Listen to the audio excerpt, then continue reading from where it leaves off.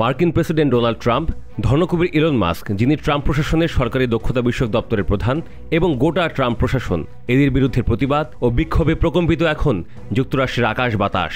একদিকে অবরুদ্ধ গাজায় চলছে ইসরায়েলের ভয়াবহ গণহত্যা, আরেকদিকে যুক্তরাষ্ট্রে চলছে ফিলিস্তিনপন্থীদের উপর ট্রাম্প প্রশাসনের নিপীড়ন।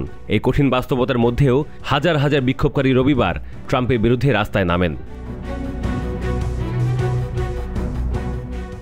বিভিন্ন অধিকার সংগঠন, ট্রেড ইউনিয়ন, যুদ্ধবিরোধী সংগঠন, নারী সংগঠন এবং মুসলমান সংগঠনের সমন্বয়ে কয়েকশো সংগঠন মিলে প্রতিবাদ ও বিক্ষোভ করেন ওয়াশিংটন ডিসি সহ যুক্তরাজ্যের একাধিক অঙ্গরাজ্যের রাজপথে।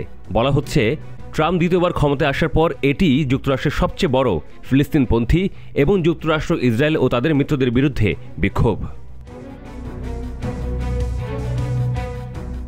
প্রতিবাদকারীরা বলেন, যখন আমরা লাখ লাখ কোটি কোটি মানুষের হয়ে কথা বলি তখন আমরা সবাই ফিলিস্তিনি, তখন আমরা তা হালকাভাবে বলি না। যখন আমাদের একজনের উপর আক্রমণ হয় তখন আমরা মনে করি আমাদের সকলের ওপরই আক্রমণ করা হয়। কেউ কেউ এও বলেন, ট্রাম্প প্রশাসন ফিলিস্তিনিদের দমন করেই থেমে থাকবে না, তারা অভিবাসীদের বিরুদ্ধেও দমনপীড়নে নামবে। আমরা এটি আগেও দেখেছি। ট্রাম্প গাজা জনগণের উপর সংঘটিত গণহত্যা থেকে আমাদেরকে বিভ্রান্ত করার চেষ্টা করছেন। মার্কিন যুক্তরাষ্ট্রের অভিবাসীদের কাছ থেকে বর্তমানে যেসব অধিকার কেড়ে নেওয়া হচ্ছে তা থেকেও তিনি আমাদের চোখ সরিয়ে নিতে চান। সম্প্রতি ফিলিস্তিনপন্থী শিক্ষার্থীদের উপর কঠোর দমনপীড়ন চালাচ্ছে ট্রাম্প প্রশাসন। এরই মধ্যে ফিলিস্তিনের শিক্ষার্থী মাহমুদ খলিল, রুমেসা ওস্তুর্ক, বদর খান সুরি এবং অন্যান্যদের আটক করা হয়েছে এবং ফেরত পাঠানোর সিদ্ধান্ত নিয়েছে যুক্তরাষ্ট্র। গাজা যুদ্ধে ফিলিস্তিনপন্থী এবং যুক্তরাষ্ট্র ও ইসরায়েলের বিরুদ্ধে আন্দোলনের জন্য গত বছর যুক্তরাষ্ট্রের বিভিন্ন শিক্ষা প্রতিষ্ঠানে বিক্ষোভ ছড়িয়ে পড়ে। তখন থেকেই সেই সব বিক্ষোভকারীদের উপর দমনপীড়ন শুরু করেন ট্রাম্প।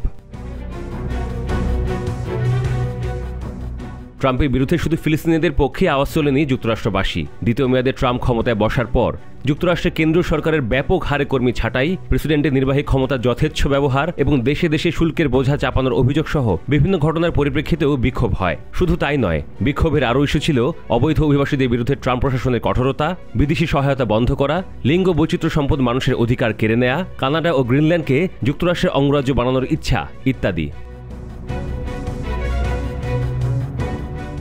এই বিক্ষোভের নাম দেওয়া হয় হ্যান্ডস অফ, যার অর্থ তোমরা ভাগো, আমরা আমাদের মতো চলব। বিক্ষোভকারীদের হাতে ছিল যুক্তরাষ্ট্রে কোনো রাজা নেই, মাস্ক বিতাড়িত করুন লেখা প্ল্যাকার্ড।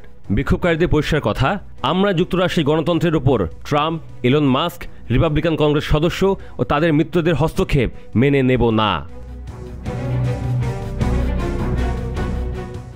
রবিবার ইউরোপের বিভিন্ন দেশেও অনুষ্ঠিত হয় ট্রাম্প বিরোধী বিক্ষোভ। মার্কিন প্রেসিডেন্টের অভ্যন্তরীণ ও পররাষ্ট্রনীতির বিরুদ্ধে প্রতিবাদ জানাতে বার্লিন, ফ্র্যাঙ্কফুর্ট, প্যারিস ও লন্ডনে একত্রিত হন মার্কিন প্রবাসীরা।